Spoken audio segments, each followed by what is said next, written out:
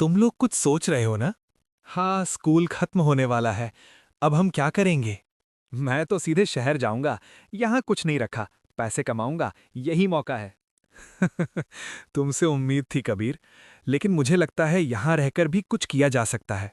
मैं भी यही सोच रही थी। कबीर सही कह रहा है आरव, लेकिन हम जो भी करेंगे सोच समझकर करना होगा। हमारे गांव का भविष्य इसमें है। क्या बात कर रहे हो मीरा? तुम दोनों बड़े सपना देखने वाले हो। जब पेट में खाना ना हो तो क्या सोचोगे? तुम्हें लगता है कि पैसा सब कुछ है? हाँ, बिना पैसों के क्या है इस दुनिया में? लेकिन कबीर, अगर पैसों के लिए सब कुछ बेच दिया तो हमारे पास बचा क्या? जो कुछ हमारे पास है, हमारा जंगल, हमारे रिश्ते, क्या वो भी खो देंगे? यही तो मैं समझ नहीं पा रहा हूं। मैं अपने लिए कुछ चाहता हूं और तुम लोग सिर्फ बातों में खोए हुए हो। पैसे से ज्यादा जरूरी चीज है कबीर। हमें अपना रास्ता खुद तय करना होगा और वो आसान नहीं होगा। अगले दिन खबर आती है कि एक बड़ी कंपनी पहाड़ी इलाके में फैक्ट्री लगाने आई है। लोग कहते हैं कि इससे रोजगार मिलेगा, लेकिन जंगल को नुकसान हो सकता है। ये तो बढ़िया है, फैक्ट्री आ रही है, देखो यहाँ काम मिलेगा, पैसा मिलेगा। लेकिन कबीर, फैक्ट्री तो जंगल काटेगी, हमारे पानी के स्रोत खत्म हो सकते हैं। हम इस बारे में और सोचें। हमारे पास सोचने का समय बहुत कम है मीरा। हम क्या करेंगे?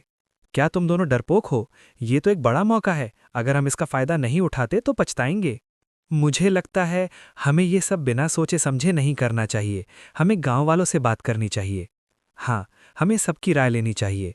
बस बिना किसी के नुकसान के फैक्ट्री बने, यही हमारा लक्ष्य होना चाहिए। वो तीनों गांव वालों के साथ बैठक में बैठते हैं।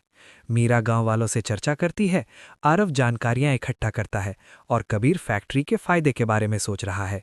मैं सबको ये समझने की ज़रूरत है कि काम के साथ साथ हमारे जंगल और पानी का भी ख्याल रखना है। फैक्ट्री से हमें क्या फ़ायदा हो सकता है, लेकिन उसके नुकसान पर भी ध्यान देना होगा। अगर फैक्ट्री सही तरीके से बने तो हमें ज़्यादा रोज़गार मिलेगा, लेकिन हम जंगल और पानी को बचा सकते हैं अगर हम सख्त शर्तें रखें। हमें फैक्ट्री से समझौता नहीं करना चाहिए अगर ये हमारी ज़िंदगी और पर्यावरण के लिए खतरा बने। कुछ हफ्तों बाद गांव वालों ने कंपनी से बातचीत की और फैक्ट्री को छोटे आकार में बनाने की शर्त रखी। साथ ही जंगल और पानी के स्रोतों का ध्यान रखने की बात भी मानी गई। देखो, हम सब मिलकर सही रास्ता निकाल पाए। फैक्ट्री अब छोटे आकार में बनेगी और काम भी मिलेगा।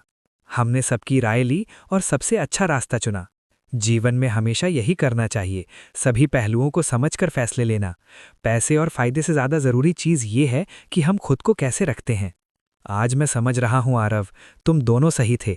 कभी कभी पैसों के पीछे दौड़ने से जो खो जाता है वो समझना भी जरूरी है। कबीर, मीरा और आरव फिर से उस पुराने बरगद के पेड़ के नीचे बैठते हैं। इस बार उनके चेहरे पर संतोष और शांति की झलक होती है। अब सब कुछ ठीक लग रहा है ना? हाँ, अगर हम सब सही रास्ते पर चलें तो सब कुछ बेहतर हो सकता है। सही कह रहे हो, ये वो रास्ता है जिस पर हमें साथ चलना चाहिए।